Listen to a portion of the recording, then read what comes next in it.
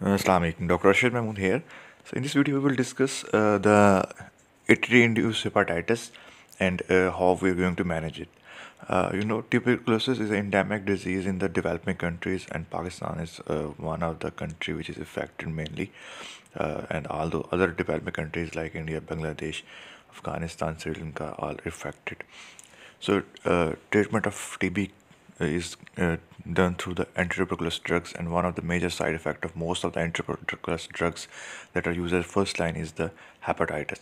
So how we are going to monitor this, how we are going to manage this, we will discuss in this video. So at the baseline, once you start treatment for tuberculosis, you usually go for the tests including CBC and LFTs, so you can monitor and you can on the follow-up visit see if there's an increase and in the LFTs due to tuberculous drugs, or it was previously because of some disease. So you can know at that time by doing the baseline LFTs. You will follow up patient usually after 2 weeks, and then monthly follow patient. And routinely we do not advise the LFTs, but if the patient is having symptomatic or patient has obvious signs of involvement of liver disease, then we will go for the LFTs in this patient. So we categorize these patients into two types: one, those without symptom, and those with the symptoms.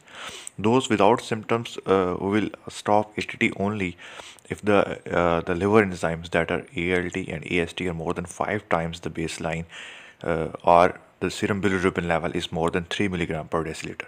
So without symptoms, if the liver enzymes are more than 5 times the upper limit and the bilirubin is more than 3 milligram per deciliter, we will stop the ATD.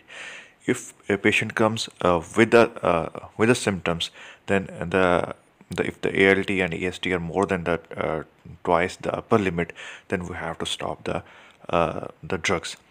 What are the symptoms that can be in the form of anorexia, abdominal pain, fever, and can be the dark discoloration of the urine, and we have to rule out other causes also. So when what test you will advise when you will see a patient with hepatitis who is on the ATT? So we will advise him for the viral serology, including especially for the hepatitis A and E.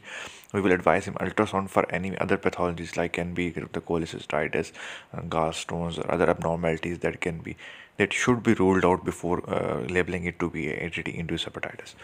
So we will stop all the first line drugs. If the patient is having the mild form of disease, his smear is negative, then there is no need to go for alternate therapy. You can wait and you can repeat the LFTs after 2 weeks, and if they get normalized, you have to restart the ATT. On the other hand, if patient is having some severe disease, advanced disease, then you cannot wait. You have to shift to the second line ATT drugs. So you will give him ethambutol, that is non-hepatotoxic, among the first line ATT, and you will start two other second line ATT. One will be the injectable like streptomycin, amikacin, and other can be oral like among the fluoroquinolones like levofloxacin, moxifloxacin, that can be started, and you will monitor his LFTs. So when you will restart the ATT? So answer is that after the 2 weeks you will repeat the LFTs. So if the patient becomes asymptomatic and the liver enzymes are below the 2 times the upper limit, then we consider for restarting ATT. Next question is that how will you restart ATT? So we'll introduce drugs one by one. We will introduce a single drug. We will wait for a response to it or any hepatitis in response to that drug, and then we will add next drug, and then we will add next drug. So we add in the sequence that first we add rifampicin, then isoniazid, then pyrazinamide. So pyrazinamide is most hepatotoxic, and it is added at the end of these three drugs. So first we add rifampicin at half dose for 3 days, and then we increase it to the full dose, and we will repeat LFTs after the period of 1 week. And if it remains normal, then we will add the next drug at the half dose, and we will increase it to full dose. So important question, another important question that is asked is that if patient is on we are going the patient to a challenge these drugs during restart period, and patient develop hepatitis, what drug you will stop? So we will stop the last drug that we have started, before the again appearance of hepatitis. Suppose we have started rifampicin, no hepatitis. We have started isoniazid. There was no evidence of any derangement of LFTs. Next we started prisonamide, and on prisonamide patient has developed the signs or enzymes derangement. Then we will stop only prisonamide. We will not stop the isoniazid or rifampicin. Another important question is that what type of reaction is this hepatotoxicity of ATT?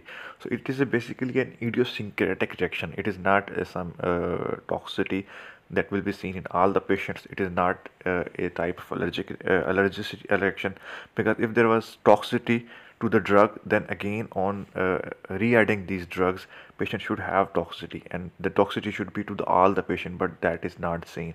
Similarly, if it was an allergic reaction, so patient should have again the same response when the drug was added, but most of the patient, when we re-add these drugs, they usually do not get the hepatotoxicity. So this is basically an idiosyncratic reaction to the tuberculosis drugs. Thank you.